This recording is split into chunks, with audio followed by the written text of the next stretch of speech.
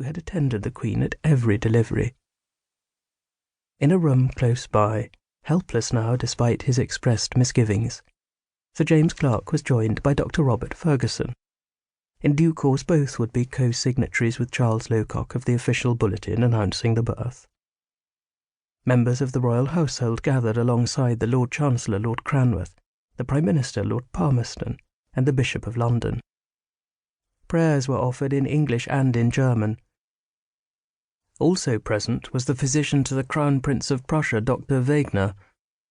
On the 25th of January of the following year, the Crown Prince would marry the Queen's eldest daughter. An heir would be expected of the union. While German oculists and even surgeons are cleverer than ours, there is not a doubt that in the particular line of childbirth and women's illnesses, the English are the best in the world, more skillful and much more delicate, the Queen would write later. For the Princess Royal's future comfort and safety, Dr. Wegener must observe and note how such things were managed in England. Management on this occasion was slow. The labour was lingering, recorded Dr. John Snow in his casebook. It was also, up to a point, pioneering. Snow was a GP who acted intermittently as an obstetrician.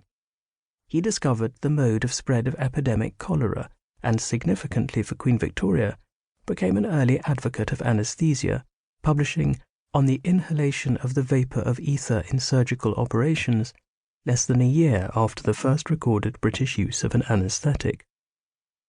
In 1853, 3 months after easing with anaesthesia the extraction of a tooth for one of the Queen's ladies-in-waiting, Snow had administered chloroform to Queen Victoria at the birth of Prince Leopold. To be precise, 53 minutes' worth of what the Queen described as that blessed chloroform, soothing, quieting, and delightful beyond measure. The result, Snow noted with satisfaction, was that the Queen appeared very cheerful and well, expressing herself much gratified with the effect of the chloroform. So gratified, in fact, that she did not consider enduring her final confinement without it. Snow's task was a controversial one. His use of chloroform in 1853 had been roundly denounced by the leading medical journal, The Lancet. Her Majesty, during her last labour, was placed under the influence of chloroform, an agent which has unquestionably caused instantaneous death in a considerable number of cases. In no case could it be justifiable to administer chloroform in perfectly ordinary labour. Not only the medical profession but the public too feared for the Queen's safety, and some disapproved on religious grounds of her championing apparently painless childbirth. Snow's presence in the delivery room represented for the rising doctor both an honour and a burden. During the birth of Prince Leopold, Dr. Lowcock had complained that the use of chloroform, whatever its palliative effect, prolonged the intervals between contractions and retarded labour.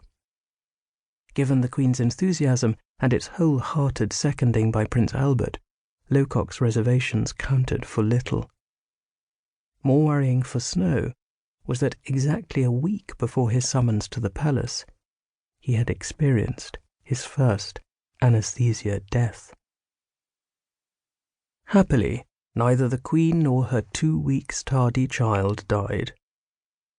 Early on Monday afternoon the familiar pains began. They continued without sign of progress into the evening. Doctors Lowcock and Snow were in attendance when, at around 2 o'clock the following morning, came the onset of labour proper.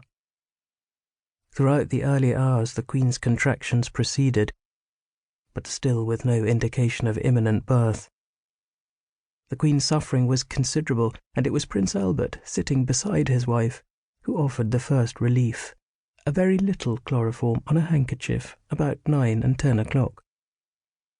At the same time Dr. Lowcock gave a dose of powdered ergot, eager, as during Leopold's birth, to keep things moving along.